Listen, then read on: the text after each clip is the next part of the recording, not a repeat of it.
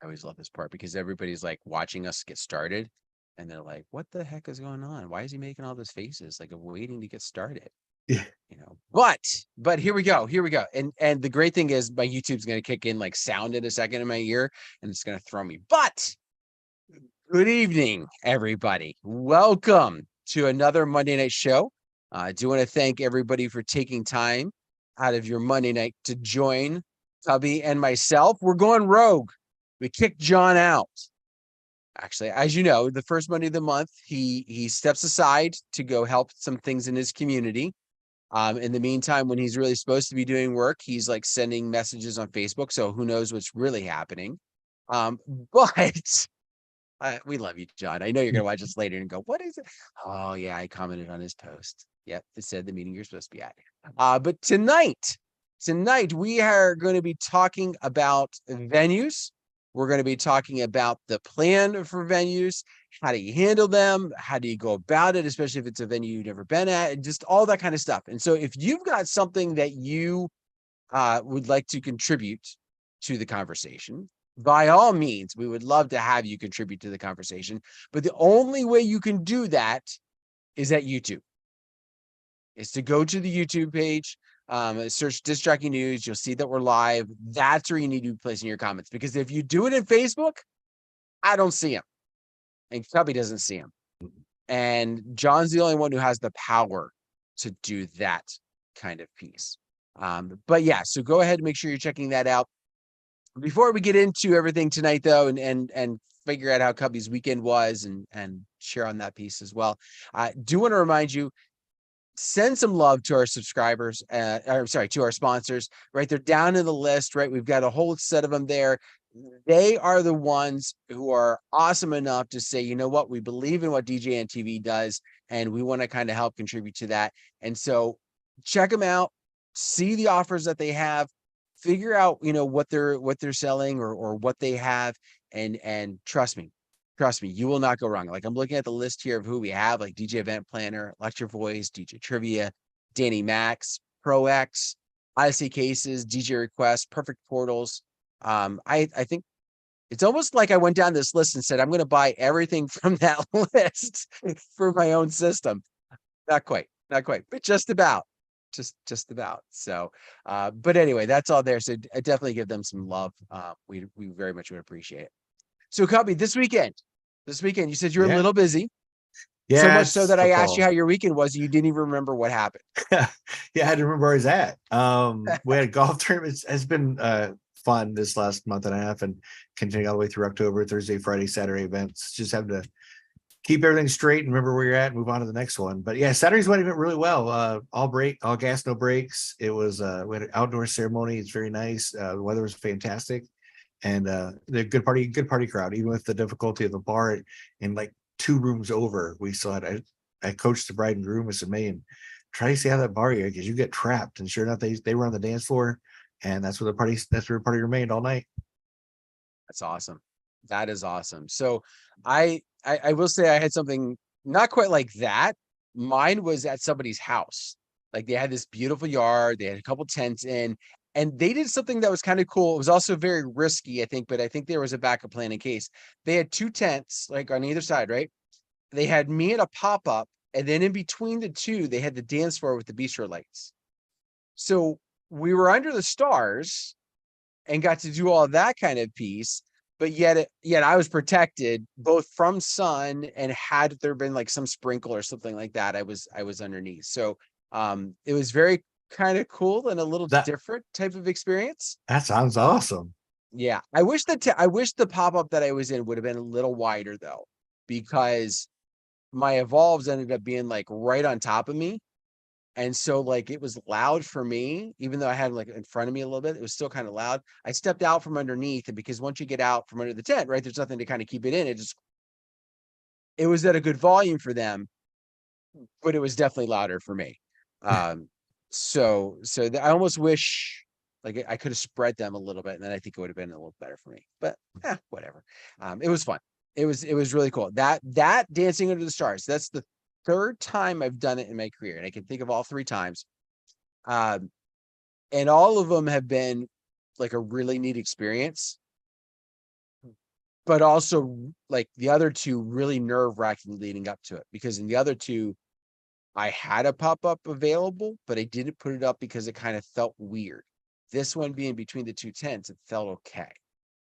So if you've ever 210 done idea one, was awesome. throw it in the chat. What's been your experience of dancing under the stars? I call it that, or dancing under the bistro lights, right? Like, it's open air.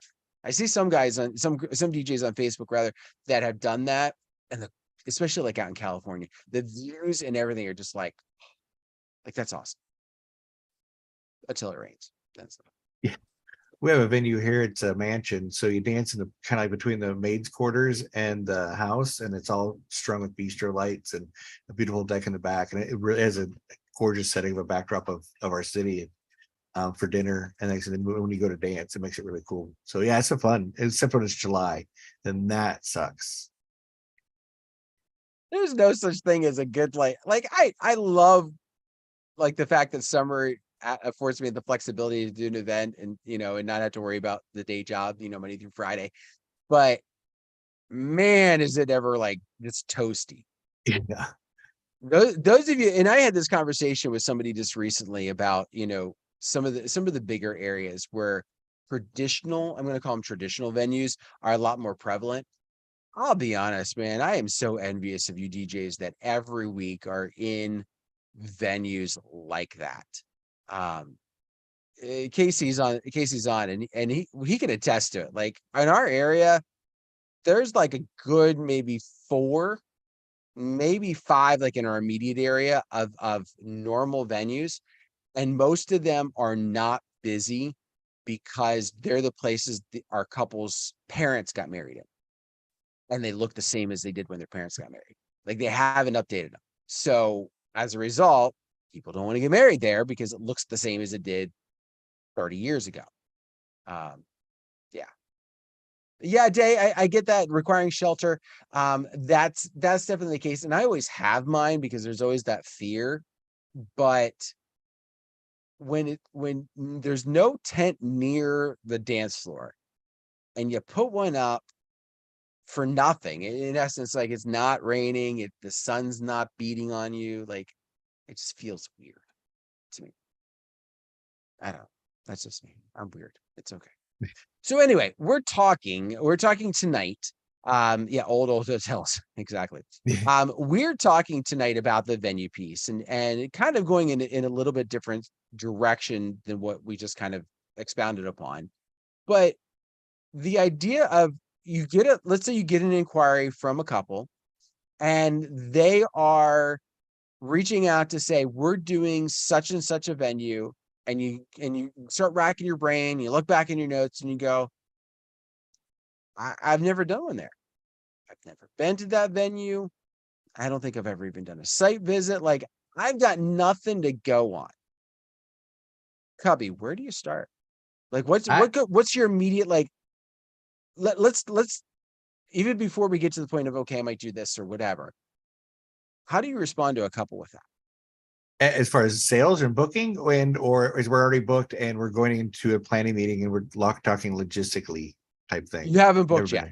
You haven't booked yet. They want to reach out to you. They're telling you about this venue. Like, do you even bring up the fact that you've never been there? Like a cool venue, I've never been there. Yeah, especially because we have new venues popping up here all the time. They're all barns and it sucks, but we do have a lot of new venues that are just sprouting up all the time. So it's not when I haven't been there. It's like I'll literally express it. Man, I haven't been there before, so I'm excited to be there. Tell me a little bit about it. What sold you on it? What does their ceremony site look like? Is there power out there? And sometimes they know, sometimes they don't know, but they know you're asking the right questions that you could handle it, even though you've never been there before. You're finding out about their venue and to help them with, throughout further day, to be once again to be that resource. I've had a lot of DJs when I've been scrolling through Facebook and stuff like that. I've seen something like this come up, and one of the things I've often heard say is you never admit that you've never been there, right? You either don't say it or you play it off like you've been there. And I 100% do not agree with that comment. I exactly like Cubbie said, it's not a deal breaker if you've not been there. There's some venues in our area that get quite a few events and have been open for 4 or 5 years. and I've never been there. It's just the way I like, for whatever reason, and Cubby, maybe it's the same with you. It always seems like I'm in pockets of the same venues every year. Like one year I'll be in this one venue for like 8 times, right, throughout the course of the season. And then the next year I'll be there maybe once. But it'll be a different venue that I'm at for like 8 times. And it just seems like it's weird like that. So anyway, it's very easy in that case then to not be at these venues. So I think as long as you're upfront with your couples, as Cubby said, but talk to the enthusiasm about it, it's not a problem. There's one I was talking with somebody for a holiday party this year, and place I'd never been, shot me the message. I reached out. The first thing I do is I go on the website to see what this place even is. Like, first off, to make sure I'm not getting scammed, right? We all know the scam that comes in. Somebody's having this at somebody's house. It's usually on a Wednesday morning at like 10 to 2 or whatever. Like, it wasn't like that. So I looked at this place and I'm like, okay, there's some logistic pieces here that if this is going to happen, I need to be aware of. And so I just started the conversation like, listen, I haven't been there yet, but what I'm seeing and what I've heard is awesome. And that is the way that I think you can skew that. I've never been there, but ... can open the door to keep that conversation going. Maybe you still won't want to be there, but you could find out. And exactly as Cubby said, what sold you on that? What, that's going to give a good indication of what they value and what is some really cool, at least potentially cool things about the place. Yeah. All right. So they've had this conversation with you. They said, okay, we've got this. And now you're into the booking phase, right? So, you're going to be there, I got a different question. I'll ask that later. You're going to be there. What process do you start to go through, or what kind of goes through your mind, or how do you handle the next steps from that? So prior to the planning meeting, when the planning meeting is scheduled, the day before, when I'm reviewing my notes for the planning meeting, my parents' names and stuff like that. And if I've never been to the venue, I will Google it. I'll look at the Facebook page. I'll look at any Google pictures they may have, their own personal website that they've posted up there, and look at pictures, trying to get a layout of the venue so that we can get it where the ceremony's at, 2 systems, no systems, things of that nature. And so I try to get an idea, like just an idea of what the venue looks like, so I'm not going in totally blind. Do you just mentioned multiple systems, like, and we kind of talked about this. I don't remember if it was last week or the week before when we did our Q&A, like the potential for another system. At that point in the planning meeting, to me, it feels almost like a little late to say, oh, by the way, I'm going to have a second system. And so now it's going to be XYZ extra. Or do you just like kind of chalk it up to like, this is the first time in the venue. I didn't have that prepared for our quote. We have a package. It's a package that includes ceremony sound. And so going into the booking, I'm gonna say, well, do you need this for ceremony sound? And then automatically ceremony sound gets added or not. My question, then I have to be in the same room or not. Sometimes you can get a little extra and it still be in the same room, and all you're doing is carrying around the ceremony mic and not have to go bring extra speakers and poles and things of that nature. So regardless of that one package is that. But I also want to look at cocktail hour. Is it in a different room? Is it bar? Things of that nature. Not only just ceremony, but or what's the workload going to be? What do I need to carry that day for equipment?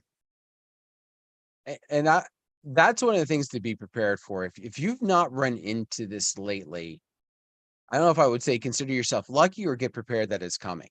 But the idea of, I'm going to say 3 setups. I'm going to call it 3 setups.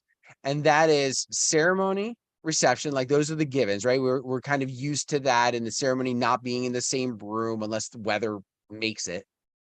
And then cocktails. I'm finding cocktails are getting in a location that's removed enough that I can't just use my reception system to hit it. Are you seeing some of those same things like more common for you or not? I have 2 venues. They do the cocktail hour outside, so I just basically roll my ceremony system over, And I tell them, like, it might be like 10 or 15 minutes before I get my stuff over there. Oh, okay, no problem. It's background music. I said it could be, so I mean, I just let them know I could charge you for the third system and have it ready to go immediately, or I can just wait 10 minutes, 15 minutes, I'll carry my stuff over there. And they're like, oh, that's totally fine. Yeah, especially if it means saving the money. Like 10 minutes, yeah, and we save some money. Okay, yeah, we're okay with that. And that's true. And I know for me personally, it's more of a, I don't know, it's more of an annoyance for myself to worry about that dead air. And I think maybe this is back to my radio days, right? You can't have dead air. So my thought is, like, I'm finishing ceremony. I go and I start my cocktail time, like, and then I go back and I tear down. So recently what I've done is picked up another battery powered speaker to put somewhere where there's ceremony or where there's cocktails, so that I can just go over and hit the button, hit play on it, or whatever is the case. Or if I'm like sending a remote signal, like a wireless signal from the reception to there, it's like done, and then go back. So I'm not, for lack of better terms, robbing Peter to pay Paul.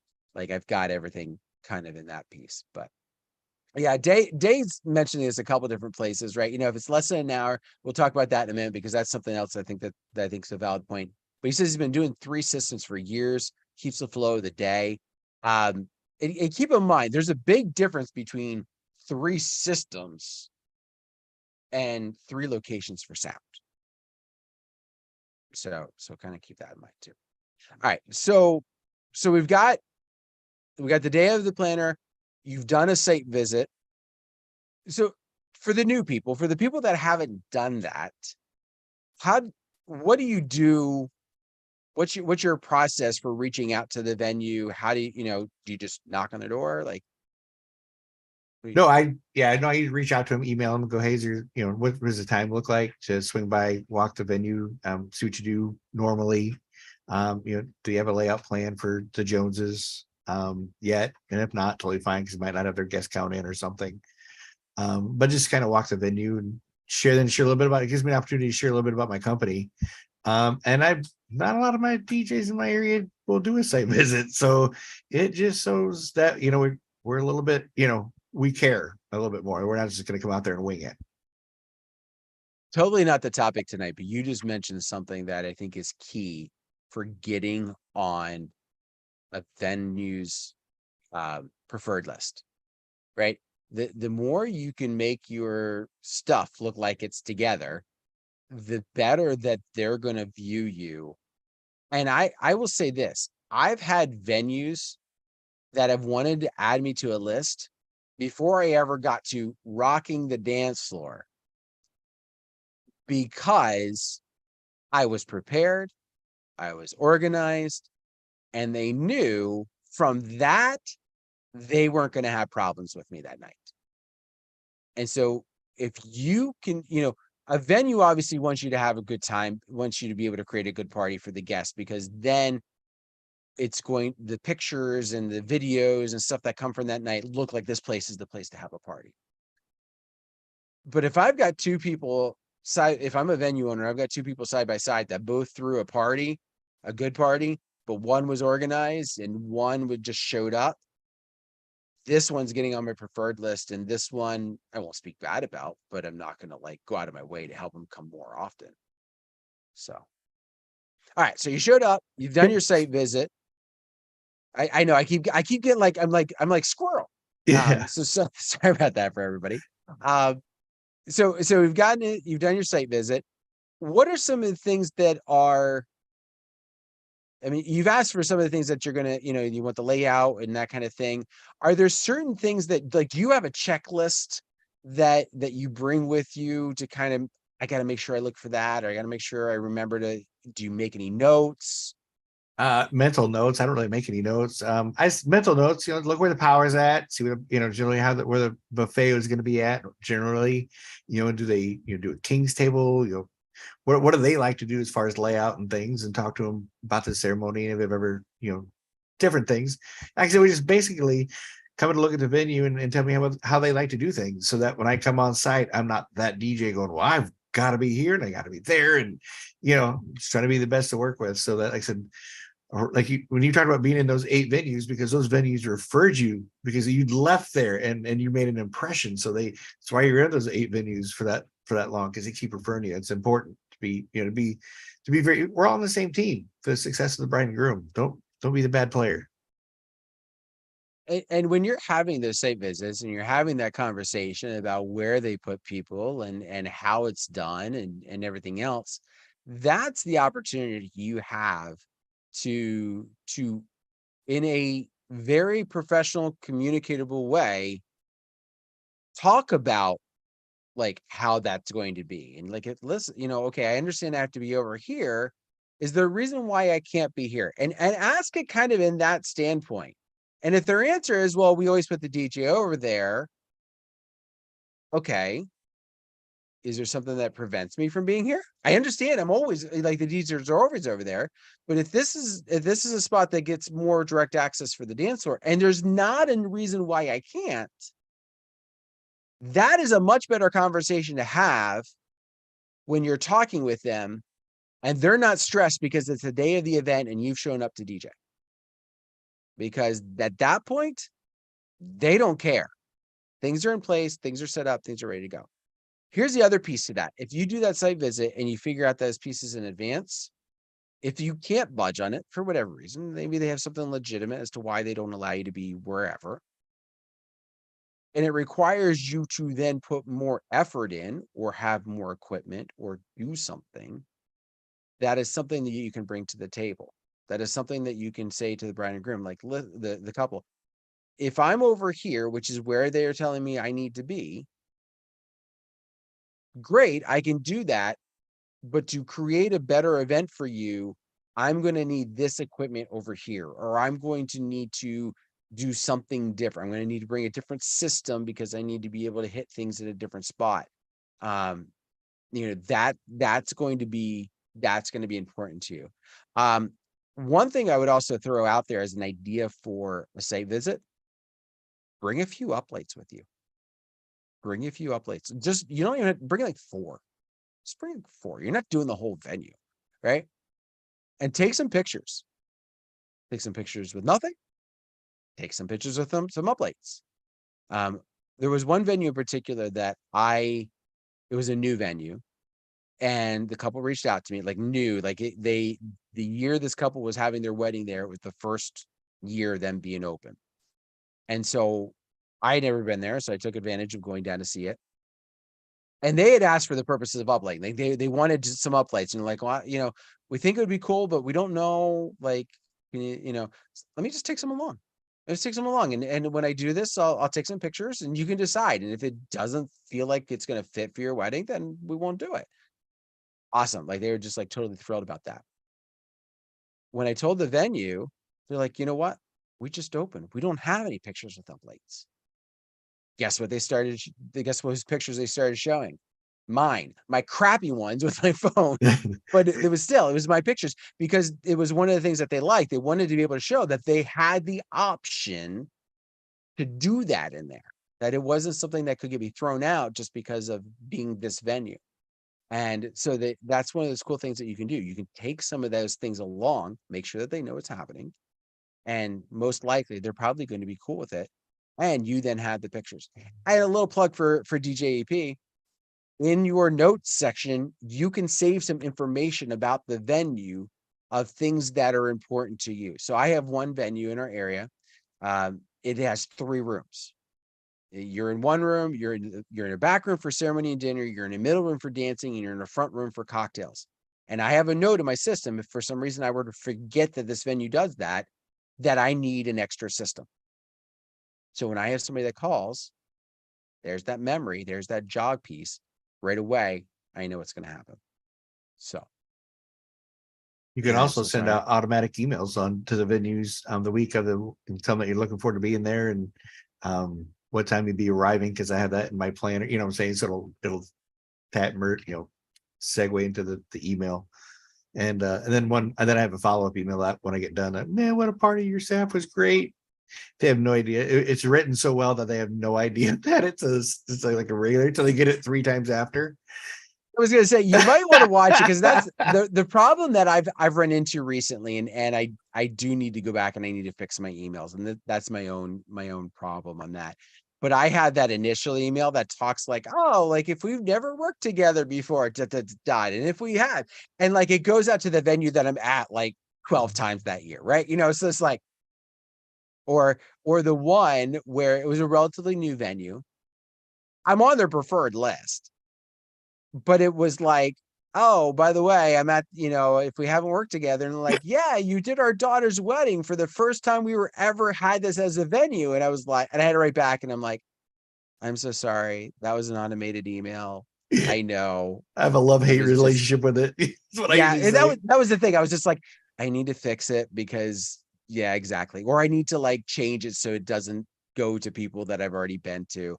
And those are things that you need to tweak. But by the way, a little plug for one of our other sponsors, Perfect Portals. Karen and her crew can help you out with that because I'll tell you right now, like setting that whole thing up, no, it was horrible. But she and her crew, like that was awesome. And so check them out, perfectportals.ca, because they're out of Canada, so they get the funky ending. But go check them out and you'll get some ideas. And trust me, 100% worth it. 100% worth it to do all that. So you've been to the venue, you've done the site visit. All right. You're talking with your couples. Are there any extra things that you do, especially when it's this new venue? Any other thoughts that kind of come to mind there? Not that I normally wouldn't do, if that makes sense. I mean, I just go in and do the thing, show up with positive attitude and, very, help the staff, if we're moving tables, man, I'll go chip right in, go move a couple chairs and tables with them, clean off, if we're moving for the dance floor. See that, if I'm dismissing buffets, I'll grab the bride's plate. That's a lot. Like I'll dismiss 3 tables. That gives me enough time to wait at the end of the buffet for the bride with her plate. I'll grab her silverware if it's at the end of my plate. I'll have her silverware for ready to go, and I'll take her plate so she doesn't spill on herself, and she can stop and talk to guests. They see that, they're like, oh wow, guests see that, and it's crazy. So I love dismissing tables. I don't know how people get so jacked up about it. It's but I always carry the bride's plate. And I get her drinks. And I tell the bar, if you see me up here, I'm getting the bride and the groom a drink. I don't drink normally. I don't at all, period. So I'm like, I get them drinks, and instead that all the venues know that, and I'm there to take care of the guests, my bride and groom. That is awesome. I always forget about that piece because when I'm inviting the tables up to the buffet line and it's I'm constantly like I'm doing the math, right? Because a lot of them are like, we don't want any more than like 8 people ahead or something like that, with some stupid number or whatever it is. And I'm looking at it, and so I'm like constantly like doing that. That I need to like say, listen, I'm gonna have 2 tables up here right away. Like it's gonna be a little long. Trust me, I've got a purpose for it. And then once I'm done helping what I'm going to do, then I will be back. I think that's going to be key. Totally did not. I need to try that because you're right. That's just. And then the remainder of the table see you carrying the bride's plate, so they know why they're not getting dismissed next. So if there's just a little bit of a lull, what I'm saying, just a little bit of a lull, not a lot, but people say, oh my God, the DJ is carrying their bride's plate. No wonder I'm not getting dismissed. That's really cool that he did that. And I'll pull her chair out, I'll set her plate down, set her napkin, or whatever thing, and pull her chair out, and I'll get her, and I'll say, you want something to drink? So I'll take a wine. Okay, cool. And then the groom gets back, like, you want something? So again, I'll dismiss 1 or 2 tables, make sure my line's still flowing, run up to the bar, grab my 2, cut line. I do not wait in line. Like, excuse me, for the bride and groom. Cut line, get the drinks, run them back, and dismiss the remainder of them. Cubbie's way of the key and being the key right there. That is some next level stuff for sure. I've always done the getting them drinks things, like after we get a kind of like you said, like I've got a good flow, or even if there's not a buffet situation and they're just, especially if they're being served, like people are like, the servers are running everywhere. They're not messing with getting drinks for the couple. And that's one of the things, like I'll walk up, hey, do you want anything? Is there anything like, do you want any other drinks? Like I see you got some champagne here, but do you want something like Alex? Yeah, sure. Like you see a look at her face like I wasn't expecting somebody to ask me, like, especially you. Like, okay, sure. Yeah, and I always like I need to give that like little preview to the bar and be like, listen, if you ever see me here for alcohol, it's just for this. But usually I do the disclaimer. I'm like, yeah, Jack and Jane, they like Jack and Jane, they want their drinks, whatever, I think it's supposed to be this. And like I play it off. Usually it's something weird concoction that they've created for the day. And they're like, oh yeah, here. And they whether they believe me or not, I really don't care for the most part because they obviously could have watched me walk back with it and set it down, but it makes it easier that way. Okay, so as we're getting to the point here, one of the thoughts that I wanted to bring up and kind of talk about, and comes from like kind of a couple stories together. And I was talking to Cubbie about this before we started, and I think it's important to kind of go down this path. How do you handle? Let me just back up for a second. How do you handle venues you don't like to be at, or maybe even so far as won't go? If you have a couple that calls you up and says, we want to be at, Bob's Big Barn of Tents, how do you handle that? Always, look at the date. Once you let them, go through my thing, go, oh, if it's a call, man, I'm so sorry, but we are booked solid that date. I'm so sorry. Well, there shows an opening. Well, that's our photo booth. We put an inquiry in. Well, that's our photo booth is open that day, but all of our DJs are booked. Do you want a photo booth? Yeah, there's some that we just won't go to, and it's either logistically or the venue owners, customers. I have one venue that is it's her way, no way, and it's just, same way, and she's not very customer facing, and I can't deal with that. So I don't want to, because I fight with my brides, and I fight for them. Like, what's the contract say? Well, guess you got to do it that way, huh? And she hates me for it, because I will tell the bride, well, what's the contract say? Just say you can't do that? No, well, so I guess what we're doing, and I will fight for my bride. And I just tell them that we're booked, because I don't want to piss anybody off as much as I can, but I will fight for my brides. I guess here would be kind of devil's advocate thought to that. If you're not going to be there and you have no desire of ever sending any of your staff there, who cares if they know that you won't go there? Too small of a town. You're worried that it might spill over to another venue? Like I'm not saying you have to badmouth her, but just be like, I'm sorry, we won't play that venue. Yeah, I like the people personally, like on a personal level, like they're great. I just don't like their customer service skills. Used to go out there for a long time, so till post-COVID, she got really weird. The venue got really weird, and so I just do I like them personally? Yeah, I used to go out there all the time, but since COVID, it's gotten really crazy. So I just don't want, like I said, I just want to make it hard feelings and just be like, hey, we're booked. I'm sorry. So yeah, I was going to go another direction, and basically any of your venues that are run by females are going, wait a minute, is he talking about us? We haven't seen him. I don't tell anybody about this show locally, so I guess I'm good. It's all good. I'm just messing with you.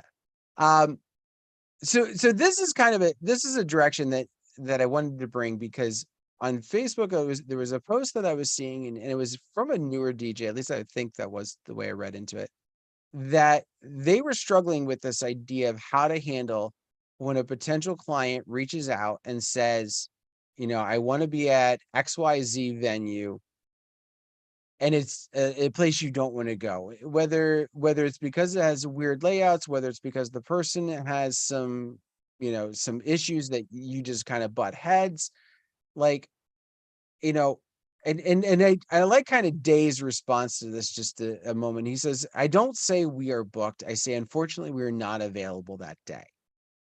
And I think it's important to maybe at least consider that as an option. If you don't feel comfortable going in a different direction, being careful not to admit that you're booked, because again, depending upon the size of your area, small town, people could talk, and they could kind of figure out maybe that you got booked afterwards, for something else. And I'm not saying like this is something you need to worry about. And Cubby's shaking his head no. And No, I'm I reading was too much going, into it. I don't, yeah.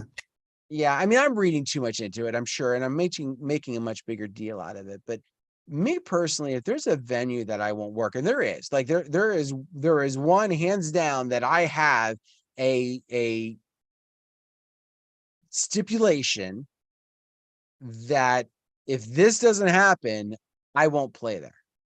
And I haven't played there now in a few years. And I've talked about this venue a lot on the show. And when I have a couple that reaches out to me, I make it known that I'm sorry, I do not play there. And for this particular one, I mention unless this happens. If it was someplace else, I would rather just go on record and say, I'm sorry, unfortunately, we don't play at that venue. And if the couple wants to press a why, and I could see some DJs like going, listen, I just want to say I'm booked, or I want to say I'm not available that day because I don't want to worry about the backlash that could happen if I say it's because of this. Then if the couple pushes like, well, why won't you work there? And it's not a like mine spiral staircase that I refuse to put my equipment up. Then I think it's important to take that step back and say, I'm sorry that's a company decision that we've made, and I'm going to have to leave it at that. And that's where they can stop. And if they're worried, if that puts the worry in their mind, then maybe so be it. But I think it becomes that line that you should, at least in my viewpoint, and this is me, you can totally disagree with me, and I don't care. I think it's a line that you should walk. I think in the end, it opens up. You don't have to worry about that. Well, what if you get booked later by, this friend's classmate, and oh, I got married that day. Oh, I got that married that day. Who'd you get? Oh, I got so-and-so. I wanted him, but he wasn't available. He wasn't available. I booked him 3 months before my wedding. Whatever. I mean, like stupid things get passed. And I'd rather avoid that. Because then I feel like I'm lying, and I don't like to lie. Well, at least not to my couples. I'm sorry. I had to throw some humor there. Brian asked the question, why not full disclosure? You might save somebody from a headache. Because I What think do you think? nine times out of 10, they're booked there, and they're only going to cause heartache, and it's only going to cause, and the thing is they made the decision to book that venue. And when they get in the planning process and realizes that venue owner will, not budge on certain things or force you to do certain things, that's on them. I have a photographer friend that plays out there all the time. He goes, I don't get it. He said, she does all this stuff, and at the end of the day, they're still thanking her. They go, thanks, like, so why even start that drama between the customer and, try to put that customer, and you're not even going to be in the picture, so why do that? Why put that fear in your bride's name? Well, and I like what you also mentioned. You're like, this is a small town. Whether it's a small town or not, people talk, and social media has only made it bigger, right? So I agree with the concept of not disclosing everything, because it's not going to help the situation. Now, if I had a couple who came to me and said, we want you, and we're looking at venue A, which I okay with, and venue B, which I won't work at or have some serious issue with, I'm going to be very careful to walk that line. Because I want my couple to pick over here because they want me and I want them. And I don't want them, I don't want to have a situation where they decide to go over here. So again, it's a line that you can walk. How many times does that happen? There's not a lot of times that they're calling me going, hey, look, I'm looking at a venue before I book anything else. I generally, you either refer from the venue in the bridal food chain, venue, photographer, DJ, or vice versa, depending on how what they value. But 9 times out of 10, they've already got their venue. This is where we're having it. This is the date. Yep. And for me, it's about 1 in 20. It's about 1 in 20, and it usually happens from a couple that saw me at a wedding, or is friends with somebody whose wedding I've done. Okay, totally different scenario. Then I'd be like, you know what? This lady's like this, because then I can feel I can trust them to not book. You know what I'm saying? Like, I was going to tell you about some things that could potentially, because I'd already had their trust. But if they've already booked the venue and this is my date, I ain't touching it. Yeah, no, I wouldn't, because if there's a reason why you don't want to be at a venue, even if those reasons are not valid anymore, you're going to potentially be off your game, because you're going to be worried about it all night long. Or leading up to it. You're like I've had a couple of those where I'd have some sleepless nights because I'd be worrying about what was going to happen. There's one venue in our area which has gotten better, which the person who runs the venue, this was a few years ago. I don't remember, maybe 10 years ago now. I was at a wedding. I was setting up. I was like trying to do those nice, helpful things, right? And she turned on me and she snapped at me and she goes, I don't know what it is, but you've been a problem this entire day. Wow. And forget what else she said, but it would, first off, threw me off my game. I thought I was trying to be helpful all day, and apparently either I wasn't, or the way she took it was that I wasn't. And it was one of our upscale venues in the area. And I was just like, I don't want to put this on a blacklist, but I can't, like, it's her way or the highway. Like, and it's not like she was going to get nixed. Like, it's her venue. So I was just like, crap, like, what am I going to do? And I would have sleepless nights then leading into the events. And then I went for a period of years where I wasn't there. No big deal. Like, I didn't worry about it. Then I had a corporate client who reached out and wanted to have it there, had the event there multiple years. And they're like, listen, it's the only upscale place that can hold the amount of people that we have for our event. We have to go there. And I said, okay. So I'm like, we're going to give it a shot. It's been a few years. It was like, she had turned over a leaf. She's still a hard ass, but like, either she forgot me from before, or she realized, because now, like, do you need anything? Oh, by the way, do you know this moves so you have a little bit more space? Like, I'm like, who is this person? So sometimes we have those situations. And I wonder if Keith is on, because afterwards, I'm sure I'm going to get a text from him going, was that the venue? Is this the venue? Because he does that every time we talk about someplace. Was this what are we talking about? So, those kind of things happen. And I think it's important as you grow in your business, whether you decide to go down the path of how you handle that. Like, I presented one idea, Cubbie presented another one. Maybe you have a third one. There were some couple that were in the chat. Hopefully one of those strikes a chord. But my thought is, if you do this long enough, you're going to have a venue or 2 or 12 that you just won't want to ever go back to. And I think it's important to realize or have a plan for how to handle that situation. Yeah. Yes, sir. Okay.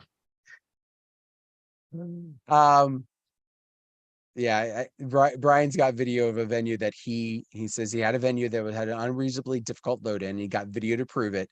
Just recently met the new management team by chance, and we shared war stories. So it sounds like, I mean, that's one of the things, be careful with any blacklist is, depending on your reasons for the venue for you not wanting to go to the venue, some things can change. Some things can change. So I want to bring this back to a lighter note though, because I want to bring, other than the couple jokes that we threw at each other, there was something that you do that I heard somebody else do differently, and I think it's worth mentioning. So you talked about site visits for your venues when they're new. Mhm. Let me ask this question. Is there anything that you do, like if this is a venue you've been at a couple times, do you worry about site visits anymore? Or No. what warrants you to say, you know what? I haven't been there in 5-6 years. Maybe I need to go back. Unless my couple's super nervous and want to go out there and do a walkthrough, I can usually reach out via email or a simple phone call or ask them when they're available to chat. And go, hey, has anything changed? So look at, oh my gosh, I can't wait to be back out there. I got a new stand. I don't need a table anymore. Whatever. Just need a chair, buy an outlet, same. Just kind of catch up. How you been doing? Stuff like that. I don't need to do a site visit. Just to think of a simple, because they don't have the time either. Everybody's time is valuable, and so a simple email or a 5-minute phone call to catch up is suffice, I think. Okay. So Rachel, everybody, Rachel Lynch, most people I think are familiar with that name, at least those of you that tune into our show. She mentioned in reference to this idea of venues that she does all of her, I don't know if it's all of them, but she does a majority of her planning meetings at the venue where she's going to be. So not exactly like a site visit, but when she does her in-person meetings, she does them at the venue. So it serves a couple of purposes. And one of them that she kind of mentions is gives her the ability to visualize with the couple, this is going to go here, or, we're going to be over here with this. Okay. If we do the layout, like, where are you going to be? And I think there's some importance to that. I don't know if you need to do that every time you meet with a couple, you meet them at the venue. And I know for me, I've got some venues that are half an hour away.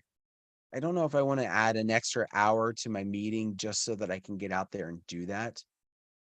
But I think in some aspects, especially with your venues that have some flexibility of how they set up or where things are, you can be that great resource. Case in point, a couple weeks ago, now this is a different piece because it wasn't a venue, it was at somebody's house. We had a tent.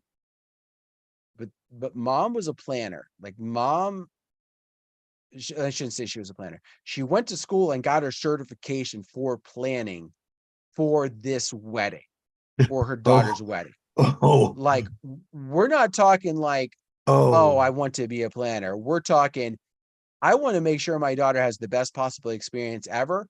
So oh. I'm going to do everything I can to make sure that happens. And this was a hands down, like, you would have thought she had planned 100 weddings, like, or more. Like she had it down, and it was flawless, except for one little piece.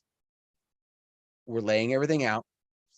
They have me kind of in this idea of where they're going to put me, and it was a long tent.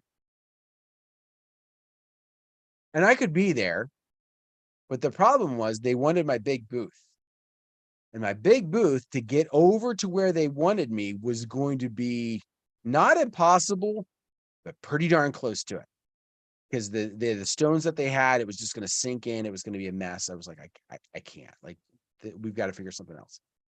And so talking with them, we started talking about being in the middle.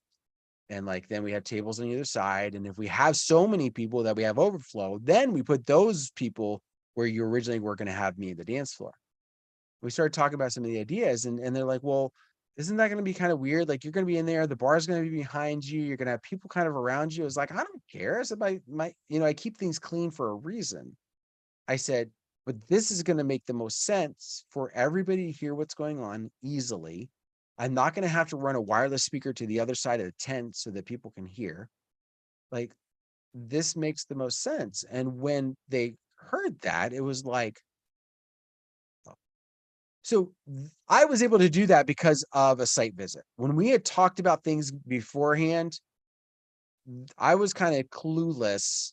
I had a general idea, right? I saw some pictures and I had a general idea, but I did not know the specifics of the idea for this layout until I was there. And so that's one of the things you got to think about.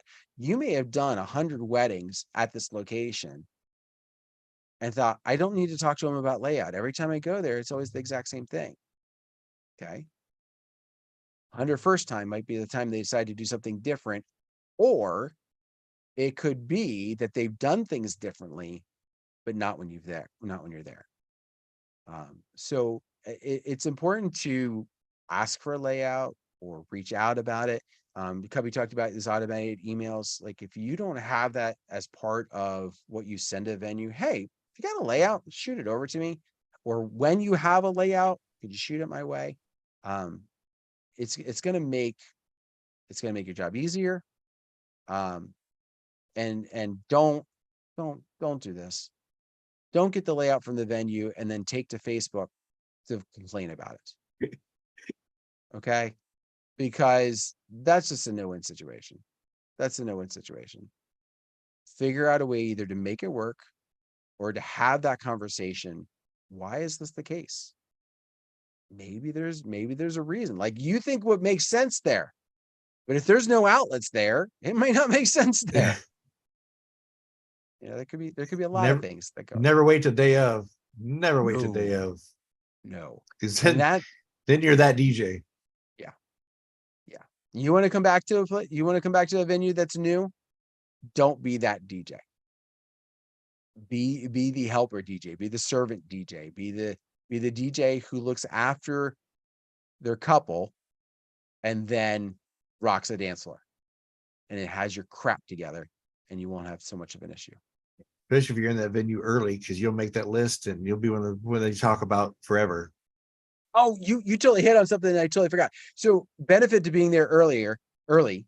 You mentioned one of the things that you do is to help with the venue, right? If you're rolling in an hour ahead of time and it takes you 58 minutes to set up, guess what? You're not helping anybody. If you can get there early enough, not so early you create a problem for your venue, but you get there early enough, you can be set up, you can be calm, you can be collected. And then if you need to help, like if a table needs moved and you're physically able, get over there and help. I also, actually, go ahead. After I get done setting up, I'll go out there and check with the bride and groom. Hey, need any waters? Photographer, you need any water? It's really hot out here, And then I also have that little mini fan that's air conditioned that if it's a hot day, like I said, be that resource. But I go ahead and set up and then I go check on my bride and groom and the photographer and see if I can get them water. And once again, photographer will then love you. Like, oh my God, are you serious? Yeah, I'd love a water. It's July, in the middle of July or August. And they'll refer you as if you're on the same team. Always have a servant heart. Don't be, it's all about you, because it's not. You'll also be surprised where you might get reviews from when those kind of things happen. So last weekend, not this weekend, but the past weekend, was a rainy weekend for us. Got to the venue. We were questioning whether we were going to be outside for the ceremony. They wanted to be outside for the ceremony. They had all their flowers outside ready for the ceremony. I didn't sit up for the outside because I was just waiting. I knew when they were going to make the call. I had enough time. I could set up if I needed to. Sure enough, they canceled it. They canceled the outside. They moved it inside. But they had to get all those flowers in. Groom's mom was like, hey, I need to go get flowers. I need to go get the flowers. And kind of half said that to her husband. I just followed her right out of the venue. Went over, like we took him down, went back in. I was helping her, trying to figure out a way to attach him to a different trussing inside the venue. And we ran with it. I didn't think anything of it. It might make her happy, maybe if I was lucky, I'd get a tip at the end from them, but I wasn't worried about that. I was worried about helping because they needed this to happen. And there was also a time crunch to get it redecorated. Today, all three of the places where you could put reviews for me, there was a review from the groom's mother. I've had some bride's parents reach out to me. I don't think I've had a groom's parent take the step. And she specifically mentioned that I stepped up and helped when they had to move it. In fact, DJ saved our son's rainy day wedding. That was the caption. My jaw dropped. I was not expecting that. Not at all. It's a regular day at the office. That's what you do. You got to do what you got to do. Oh my gosh, I'm looking at the time. All right. So, by the way, I did not say that to tout my horn. I said that to drive the point home that you need to be, because I saw somebody kind of mention in comments or similar to that. I mentioned that to say the importance of helping others. It will pay dividends, hopefully financially, but even if not financially, word of mouth, etc. Okay. So coming up next, obviously we've got the chill room, right? www.djntv.com/chill. That is where you need to go. I'll drop that in the chat when I'm not too busy trying to talk. But then coming up this week, some other things that you need to be aware of. We've got tomorrow night, there's the Tuesday night music show. That will also be in the chill room. Again, djntv.com/chill. And then tomorrow morning, John's got his tips that will be uploaded on YouTube. I've got my short that will be uploaded on Wednesday morning. And then Wednesday night will be the replays from tonight's show. So if you don't tune in live, right in the chill room, because it's not broadcast on YouTube right away, for either tonight or tomorrow night, Wednesday night, you get both of those broadcasts so you can check them out and see what's going on. So head on over again at www.djntv.com/chill, td.com/chill. And that's you just have to copy and paste because apparently it didn't make a hyperlink for me. That's where you need to go, and you can join in with Howie and the guys and girls and weigh in, and then or just kind of be quiet in the background. And then when they're done, turn your camera on and talk all night long. Because that if you've not jumped in there on a random moment going, nobody will be in here now, there's almost always somebody in there just hanging out. Probably anything else? I talked way too much tonight. I am very sorry, sir. No. Oh my gosh. No, not at all. Okay. Anything else you want to weigh in before we say sayonara to these guys? No, I'm good, man. Stay hydrated and have a great fall. We still got another month to go. There we go. Yeah, why is October warmer than August? Okay, anyway, I digress. All right, so everybody, you have yourself a wonderful, wonderful evening. Thank you very much for joining Cubbie and myself. Again, I told you about the things that are coming up, and next Monday, John will be back. I don't know what we'll talk about. Just look for the emails. You'll figure it out when they come, and have yourself a good one. Bye, everybody.